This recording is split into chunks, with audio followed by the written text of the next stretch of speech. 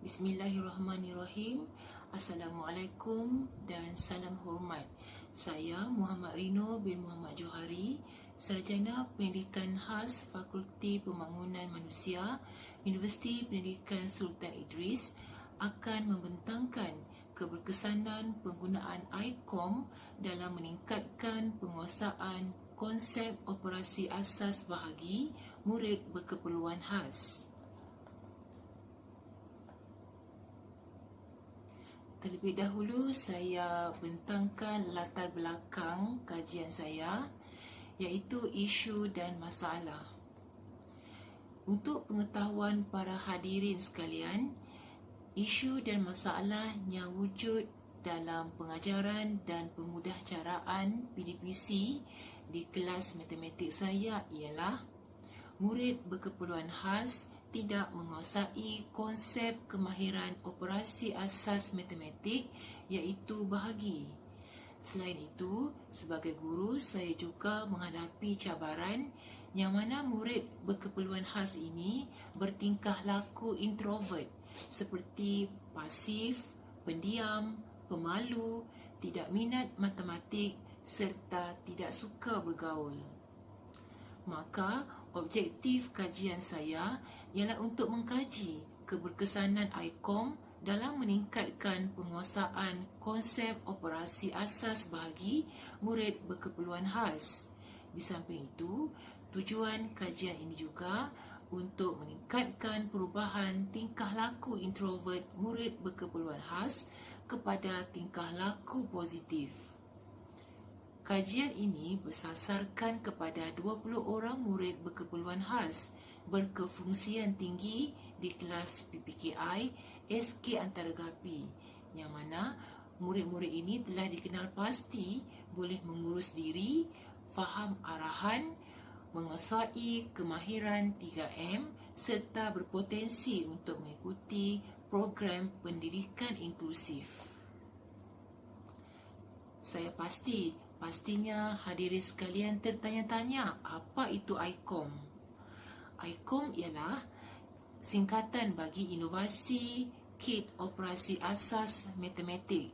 Seperti yang hadirin dapat saksikan pada gambar slide, ini ialah ICOM. Apa dia ICOM? ICOM ialah satu bahan bantu mengajar untuk memudahkan para guru mengajar 4 operasi asas matematik, iaitu tambah, tolak, darab dan bahagi untuk mengajar konsep asas. Oleh itu, tanpa membuang masa, mari kita saksikan video ini. Operasi bahagi 20 bahagi 5. Okey, terlebih dahulu kita akan berikan ayat matematik. Kemudian hidupkan lampu yang mewakili kumpulan yang berkenaan. Ketiga, masukkan pemberhenti atau stopper. Stopper berpenutup dimasukkan ke dalam kumpulan yang lain, manakala stopper yang tidak berpenutup dimasukkan ke dalam kumpulan yang ditandakan merah.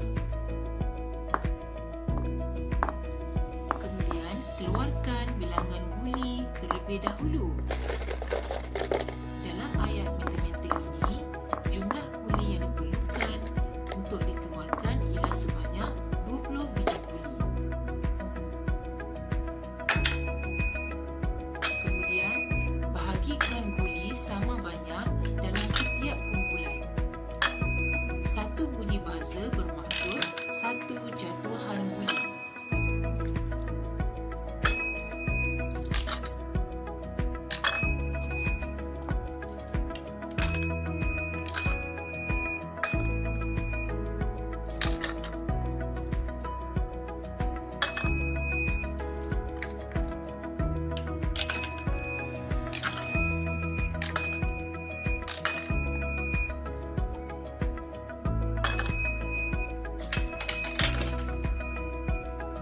Selepas itu, tolak penahan dan turunkan penakuk.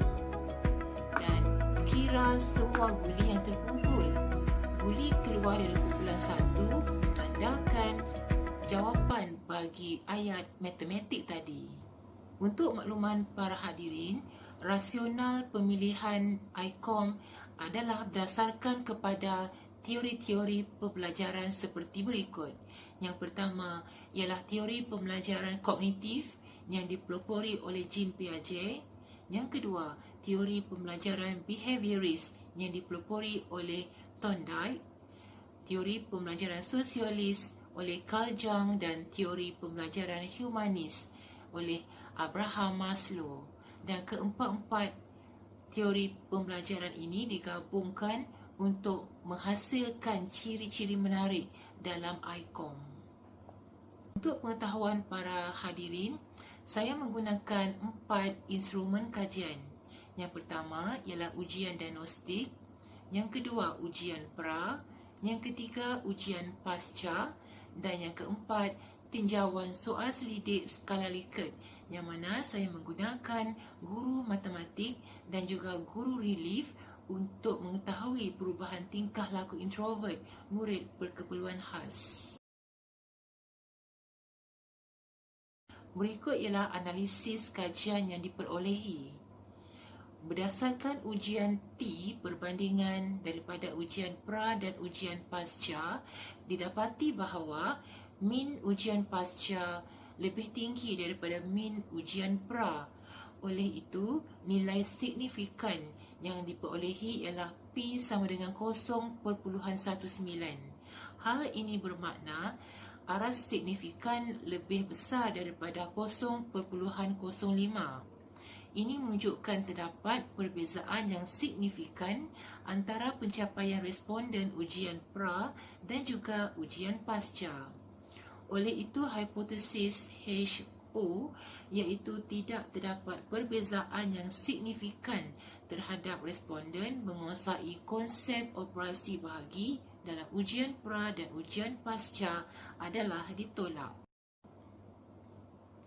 Berikut pula adalah analisis kajian ujian T perbandingan antara tinjauan soal selidik tingkah laku murid berkeperluan khas sebelum dan selepas penggunaan ICOM. Dan dapatan daripada analisis ini mendapati bahawa terdapat perbezaan yang signifikan dalam tinjauan awal kaji selidik dan juga tinjauan akhir kaji selidik. Oleh itu, hipotesis H1 iaitu tidak terdapat perbezaan yang signifikan terhadap perubahan tingkah laku introvert responden dalam tinjauan awal dan akhir adalah ditolak. Langkah 1, saya dapat menggunakan ICOM ini dalam kelas matematik secara berpusatkan guru, di mana guru dapat menjalankan demonstrasi kepada murid-murid cara penggunaan ICOM. Kemudian ia diteruskan kepada langkah kedua, di mana kaedah berpusatkan murid diaplikasikan.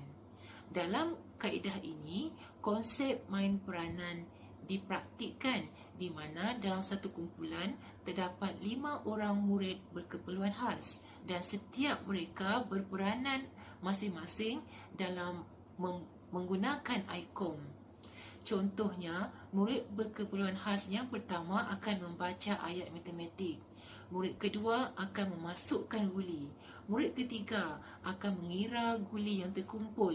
Murid keempat akan menyemak jawapan, manakala murid yang kelima akan menulis jawapan.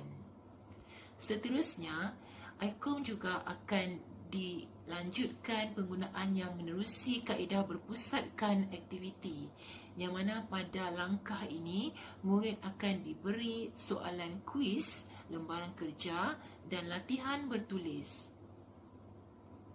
Seterusnya ialah kaedah berpusatkan bahan, di mana pembelajaran kendiri murid tanpa pemantauan guru yang keluar berkursus dapat diaplikasikan.